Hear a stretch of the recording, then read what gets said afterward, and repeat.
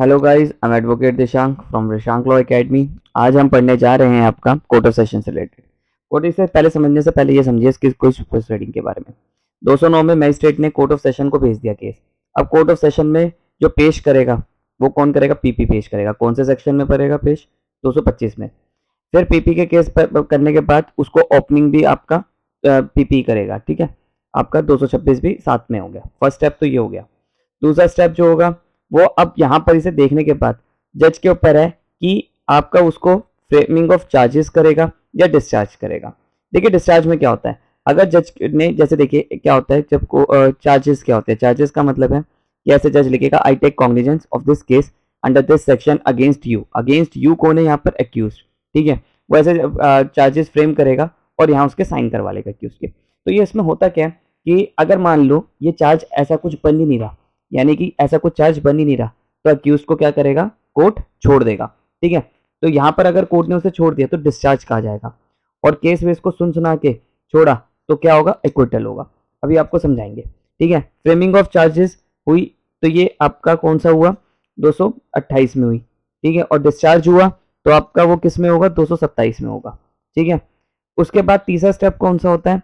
अगर अक्यूज ने plead guilty कर दिया, ठीक है, फ्रेमिंग ऑफ चार्जेस के बाद देखिए प्लीड गिल्टी कर दिया, ठीक है, तो उसको कन्विक्ट करके खत्म करेंगे। और अगर उसने मना कर दिया तो वो आपका मना कर दिया तो केस चल जाएगा। अगर यहाँ पर ही हो गया, इसने कह दिया यस प्लीड गिल्टी के, हाँ मैं अपनी गलती मानता हूँ, तो यहीं पर ही खत्म। ठीक है, बट अगर इसने यहाँ नहीं बोला तो अब चौथा स्टेप आ जाएगा। क्या होगा? पी के लिए लग जाएगा, प्रोसिक्यूशन एविडेंस के लिए लग जाएगा। ठीक है, जिसमें आपके जो लिस्ट होगी पूरी, किस किस विटनेस को बुलाना है, किस विटनेस को नहीं बुलाना, वो सारी लिस्ट आ जाएगी। ठीक है, प्रोसिक्यूशन यानी कि आपका 231 में चल जाएगा मैटर। फोर्थ स्टेप हो गया। अब फिफ्थ स्टेप पे क्या है? फिफ्थ में आपका देखा जाए तो यहाँ पर 232 में जो एक्विटल है और यहाँ पे जो एक्विटल है, देख रहे हो दोनों में फर्क है। यहाँ पर क्या है कि आपका प्रोसिक्यूशन को सुन के जज को लगेगा नहीं यार ये प्राइम विटनेस थे, इनको सुन के लग रहा है कि केस नहीं बन रहा, मतलब इसके ऊपर एक्यूज को नहीं हो रहा, तो एक्विटल कर देगा। ठीक है, यहीं पर ही अगर कर देगा तो आपका यहीं पर ही खत्म कर देगा, तो पांचवें स्टेप में पहुंचना ही नहीं पड़ा। यहीं पर अगर इसे एक्विटल कर दिया तो 232 में कर देगा। बट अगर यहाँ नहीं करा कि जज को लग रहा है नहीं अभी विटनेस भी आने चाहिए, तो अब यहाँ पर क्या है 233 की एविडेंस आ जाएगी, यानी कि डिफेंडेंट एविडेंस आ जाएगी, डिफेंस एविडेंस आ जाएगी, सॉरी डिफेंस एविडेंस शुरू हो जाएगी अंडर सेक्शन 233। ठीक है, यहाँ पांचवें स्टेप में तब आ जाएगा। अगर जज ने यहीं छोड़ दिया तो 232 में एक्विटल कर देगा। एक्विटल का मतलब यानी कि बरी कर देगा। अब छठे स्टेप में क्या होगा? छठे स्टेप में क्या होगा कि अब दोनों के आगे आर्ग्यूमेंट्स होगी। आर्ग्यूमेंट्स किस में होगी? 234 में होगी। 234 में आर्ग्यूमेंट्स होने के बाद आपका अगर जज को लगा आर्ग्यूमेंट्स हुआ तो जज यहाँ पर अब सातवें स्टेप में आ जाएगा, या तो एक्विटल करेगा, ठीक है, सीधा छोड़ देगा, या कन्विक्टेड करेगा, यानी कि 235 में। ठीक है, तो ऐसे आपका कर देगा। ये तो मैंने आपको स्टेप बता दिया। अब पढ़ते हैं जरा डिटेल में। देखिए 225 क्या कह रहा है? 225 कह रहा है कि आपका in every trial before court of session, court of session का हमने जो भी ट्रायल आएगा उसको कौन कंडक्ट करेगा? पीपी कंडक्ट करेगा। 226 आपका सिंपली कह रहा है व्हेन द अक्यूज अपीयर, जब अक्यूज आएगा ब्रॉट बिफोर द कोर्ट इन, अब कैसे आएगा अक्यूज? उसको आपका 204 में उसे नोटिस मिलेगा, ठीक है, समन्स इशू होंगे तो आएगा। कमिटल उसको कैसे लेकर आएगा? 209 में आएगा। 209 में मतलब यानी कि उसको सारा कुछ वो आपका कमिटल करने के बाद आएगा। ठीक है, जब उसके पास सारे 200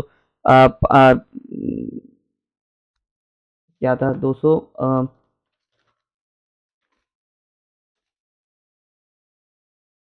207 की और 208 की उसे कॉपी मिल जाएगी, सप्लाई हो जाएगी। ठीक है, the prosecution shall open his case describing the charge and उसको बताएंगे कि तेरे पे ये चार्ज लगे हैं, प्रोसिक्यूशन बताएगा। ठीक है, और एविडेंस लाएगा कि पर्पस की इसके अक्यूज के गिल्ट को प्रूव करने के लिए। अब मान लो यहाँ पर ही उसे लग गया कि नहीं यार जज को लग रहा है, कोर्ट ऑफ सेशन को लग रहा है नहीं बन रहा केस, ठीक है, तो डिस्चार्ज कर देगा। बट यहाँ पर क्या होगा? अभी ये दोनों साइमल्टेनियसली, स्टेप बाय स्टेप नहीं है। यहाँ पर क्या होगा? अगर जज को लग रहा है कि केस नहीं बन रहा तो उसे छोड़ डिस्चार्ज कर देगा। पर अगर चेंज फ्रेमिंग ऑफ चार्ज हो गए, आई टेक कॉग्निजेंस, तो उसके बाद क्या होगा? देखिए यहाँ पर डिस्चार्ज में क्या होगा? If upon consideration of record, जो भी रिकॉर्ड जज के सामने आए हैं, ठीक है, पुलिस रिपोर्ट ये वो, एंड द डॉक्यूमेंट सबमिटेड, जो भी डॉक्यूमेंट्स मिले हैं उसे कोर्ट ऑफ सेशन को, after hearing submission of the accused and prosecution, submission सुनने के बाद, there is not sufficient ground, अगर कोई सफिशिएंट ग्राउंड नहीं बन रहा ही शैल डिस्चार्ज, उसे अक्यूज को डिस्चार्ज कर देगा, ठीक है। अब फ्रेमिंग ऑफ चार्ज में क्या होगा, अब फ्रेमिंग ऑफ चार्ज में ऐसे समझिए, इफ आफ्टर कंसिडरेशन द जज इज ओपिनियन कि ग्राउंड बन रहे हैं, प्रीमा फेसाई केस बन रहा है अगेंस्ट अक्यूज, ठीक है, तो क्या होगा, अगर यहाँ पर अब दो चीजें हैं, अगर जज को लग रहा है कि जो चार्जेस फ्रेम हुए हैं, जैसे मान लो 304 है, वो कोर्ट ऑफ सेशन ट्रायल है, पर जब फ्रेमिंग ऑफ चार्जेस और आफ्टर कंसिडरेशन जज को लगा कि नहीं यार अब तो ये तो 304 एक ऑफेंस बन रहा है, यानी कि मैजिस्ट्रेट ट्रायल बन रहा है, ठीक है, देख रहे हो। अगर जज को यहाँ पर फ्रेमिंग ऑफ चार्जेस के बाद पता चला कि ये 304 का नहीं 304 एक ऑफेंस बन रहा है, तो यहाँ पर मैजिस्ट्रेट क्या करेगा आपका, सॉरी कोर्ट ऑफ सेशन क्या करेगा, ये मैजिस्ट्रेट को दे देगा, ठीक है। यहाँ पर इसका क्या कर देगा, कोर्ट ऑफ सेशन इसको कर देगा। जब ऊपर से नीचे आता है तो क्या होता है, ठीक है, जब देखो कोर्ट ऑफ सेशन से आप जब छोटी लोअर कोर्ट से हाई कोर्ट जाते हैं तो कमिटल, और जब हायर कोर्ट से छोटी कोर्ट में आता है तो वो मेक ओवर, ठीक है। तो या एक तरह से यहाँ तो कोई मेक ओवर वर्ड यूज नहीं करा, बट ऐसे यूज है। इज नॉट एक्सक्लूसिव, जब कोर्ट ऑफ सेशन को लेकर कि एक्सक्लूसिवली जो सेक्शंस है वो आपका मेरे ट्रायल में नहीं है, ही में फ्रेम चार्ज, और चार्ज तो फ्रेम करेगा ही करेगा, ठीक है, against the accused and by order transfer a case for trial CGM के पास भेज देगा, सीजीएम के पास भेज देगा, और other magistrate of first class direct appear of CGM और द केस में judicial magistrate of first class on such date of deem fit, और क्या देगा अक्यूज को कि उस डेट पे आप चले जाना, there upon the such magistrate shall try the offence, और वो मैजिस्ट्रेट ऑफेंस को करेगा, ट्रायल करेगा according with the procedure of trial warrant case, जैसे वारंट केस का प्रोसेस चलता है पुलिस रिपोर्ट है वैसे करेगा, ठीक है। पर कब, जब कोर्ट ऑफ सेशन को ये लग रहा है, कोर्ट ऑफ सेशन को ये लग रहा है कि यार ये तो मैजिस्ट्रेट ट्रायल है, ठीक है, तो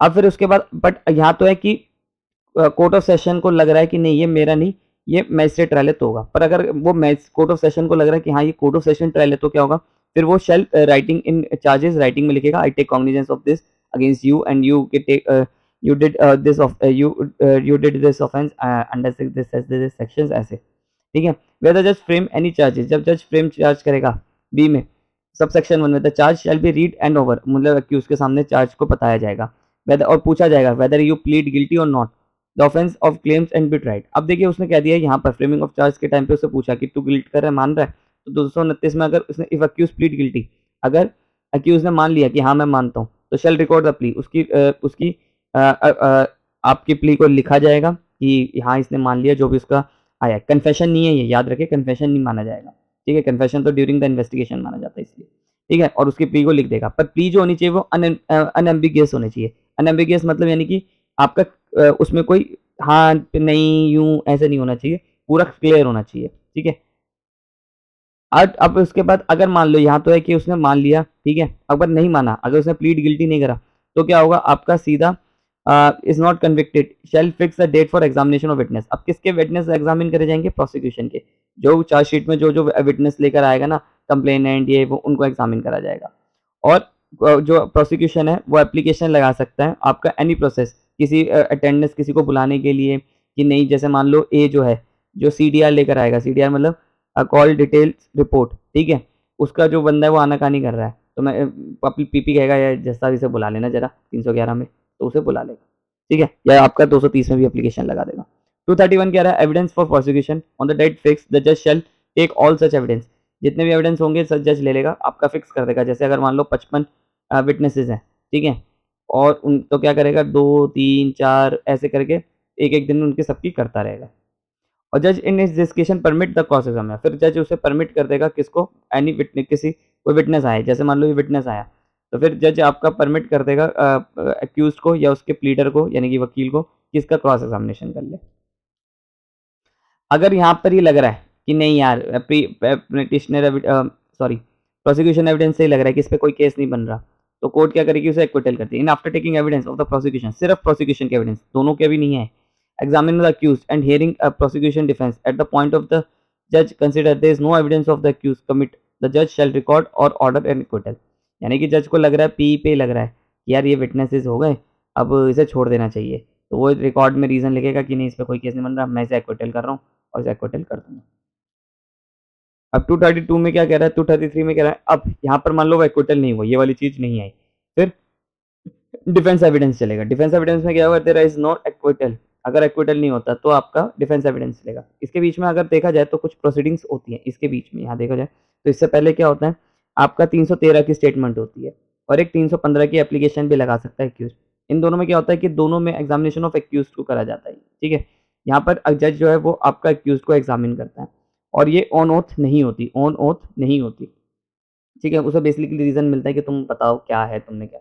और 315 में क्या होता है, एक्यूज एप्लीकेशन लगाता है कोर्ट में कि मैं एज ए विटनेस आना चाहता हूँ, ठीक है, ऑन ओथ, और ये ऑन ओथ होती है। फिर इसका भी क्रॉस एग्जामिनेशन होता है, ठीक है, इसका भी एग्जामिनेशन चाहिए, क्रॉस एग्जामिनेशन ऐसे होता है। अब 232 में पढ़े, 32 में पढ़े, 33 में पढ़े तो क्या लिखा, if the accused put in written statement, फिर एक्यूज अपनी रिटन स्टेटमेंट देगा, फाइल इन रिकॉर्ड, रिकॉर्ड में करेगा। If the accused apply for the issue of any process for compelling the attendance, अगर एक्यूज को लग रहा है कि यार मेरे केस के लिए इस गवाह को आना चाहिए, तो फिर वो भी एक एप्लीकेशन लगा सकता है, पर वो ऐसी एप्लीकेशन नहीं लगाएगा कि जिससे केस डिले हो, ठीक है। यही लिखा हुआ है, compelling the attendance of any witness, जो डिफेंस एविडेंस के लिए आएंगे, उसके विटनेस, जो अपने विटनेस को लाना है, बताओ दोस्त मैं उस दिन वहां था या नहीं था, ऐसे बताने के लिए। थिंग जज shall issue a process unless for issue record that such application should be refused on the ground, पर जज मना भी कर सकता है कि नहीं तू केस को डिले करने के लिए बुला रहा है, फांसी तो तुझे दूंगा ही अब, ऐसे। अब देखिए यहाँ पर क्या है, फिर आर्ग्यूमेंट्स हो जाएगी। अब यहाँ पर आर्ग्यूमेंट्स कैसी हो रही है, दोनों के एविडेंस आता है, प्रोसिक्यूशन के भी एविडेंस आ गए, डिफेंस एविडेंस के भी आ गए, उन दोनों को कंक्लूड करके आ जाएगा। अब आर्ग्यूमेंट्स होंगे, when the examination of witness of any defence is complete, जब डिफेंस हो जाएगा तो प्रोसिक्यूशन शैल सम अप इस केस, तो फिर प्रोसिक्यूशन पहले अपने केस को सम अप करेगा, पहला चांस किसको मिलेगा, प्रोसिक्यूशन को मिलेगा। द अक्यूज और his pleader shall be entitled to reply, फिर देन उसके बाद अक्यूज को मिलेगा, वो रिप्लाई करेगा। और सिंपल से बताया, provide that any point of law raise by the accused, तो उसका सबमिशन दे सकता है मतलब में। फिर बाद में 235 में आपका जजमेंट आ जाएगी। जजमेंट में क्या होगा, या तो एक्विटल के बेस पे, एक्विटल हुई तो खत्म। After argument the point of law the जज shall give the judgement in case like if the accused is convicted, अगर देखो एक्विटल हुआ तो बरी, खत्म, कुछ नहीं, जा भाई घुमाए ऐसे। बट अगर कन्विक्टेड हुआ तो शैल जज unless proceed according with the provision of 360 क्या बात करता है, आपका प्रोहिबिशन की बात कर रहा है, तो फिर वो प्रोहिबिशन पे कर सकता है, नहीं कर सकता, उस रिलेटेड बात करेगा। The accused on question sentence then pass the sentence on according to law, फिर उसको सेंटेंस दे देगा कितने टाइम का देना भी है, ठीक है। और 236 क्या कह रहा है, 236 ये कह रहा है कि अब 236 को जानने से पहले एक चीज जानिए। हमने यहाँ पर 3 चीजें पढ़ी, एक्विटल, डिस्चार्ज, कन्विक्टेड और डिस्चार्ज। ये देखिए एक्विटल, कन्विक्टेड, डिस्चार्ज, ये 3 चीज पढ़ी। अब एक्विटल कौन कौन से पे होगा, 232 में जो एक्विटल हो रहा है कोर्ट ऑफ सेशन के थ्रू हो रहा है, ठीक है, और इसे ऐसे नहीं, इसे ऐसे देखिए, अगर एक्विटल होगा तो आपका 232 में होगा, ठीक है, कोर्ट ऑफ सेशन के थ्रू होगा। और अगर 232 में हो रहा है तो यहाँ पर क्या हो रहा है, प्रोसिक्यूशन एविडेंस तक हो रहा है, बट बिफोर डिफेंस एविडेंस से पहले, ठीक है, यहाँ पर स्टेज पे, ठीक है, स्टेज पे। बट अगर एक्विटल आपका 235 में हुआ तो यहाँ पर क्या हो रहा है कि पीईबी हो गया, डीईबी हो गया, उसके बाद हो रहा है, ठीक है, एक्विटल। ये तो एक्विटल का से रिलेटेड आपको समझ आ गया। अब एक्विटल के बाद क्या होगा, आपका कन्विक्टेड होगा। अगर कन्विक्शन दो चीज जगहों पर है, दो जगहों पे, एक तो 235 में, 235 में, और एक आपका है 229 में। 229 में क्या हो रहा है, अगर वो प्लीड गिल्टी करता है, अगर वो प्लीड गिल्टी करता है तो हो जाएगा, अक्यूज प्लीड गिल्टी करता है कि नहीं हाँ मैं अपनी गलती मान रहा हूँ, तो हो जाएगा। और 235 में कैसा आ रहा है कि आपका वही बात है, पीई और डीई के बाद आ रहा है। और ये कैसे हो रहा है, इसमें ना पीई हुई ना डीई हुई, ना ये पीई हुई ना डी हुई, इससे पहले ही हो गया, ठीक है। यानी कि ये समझिए कि अगर आपका, मैं इसकी बात करूं, कहाँ गया 229 की, 229 कहाँ गया, ये रहा, 229 की बात करूं तो 229 में क्या हो रहा है, ना पीई हुआ ना डीई हुआ, इससे पहले ही इसने अपनी प्लीड गिल्टी करी और खत्म, ना प्रोसिक्यूशन एविडेंस हुआ ना डिफेंस एविडेंस हुआ, उससे पहले हो गया। बट अगर आपका 235 में कन्विक्टेड हो रहा है तो उसमें क्या हो रहा है, आपका पीई भी हो गया, डी भी हो गया, उसके बाद एक्विटल हो रहा है, ओ सॉरी कन्विक्टेड हो रहा है। अब देखिए डिस्चार्ज क्या, डिस्चार्ज तो सिंपल है, डिस्चार्ज में क्या आपका 227 में होगा कोर्ट ऑफ सेशन के सामने, पर कब होगा, जब आपका 228 से पहले, यानी कि 228 से पहले या फ्रेमिंग ऑफ चार्जेस से पहले अगर डिस्चार्ज हो रहा है तो, ठीक है। और अगर फ्रेमिंग ऑफ चार्जेस के बाद हो रहा है तो वो डिस्चार्ज नहीं कराया जाएगा, फिर वो क्या कहलाया जाएगा, एक्विटल कहलाया जाएगा, ठीक है। तो 232 में सिंपल सी बात कह रहे हैं। इससे पहले जो अब हमारे रह गए सेक्शन 236 और 237 हम नेक्स्ट सेक्शन करेंगे। Thank you so much.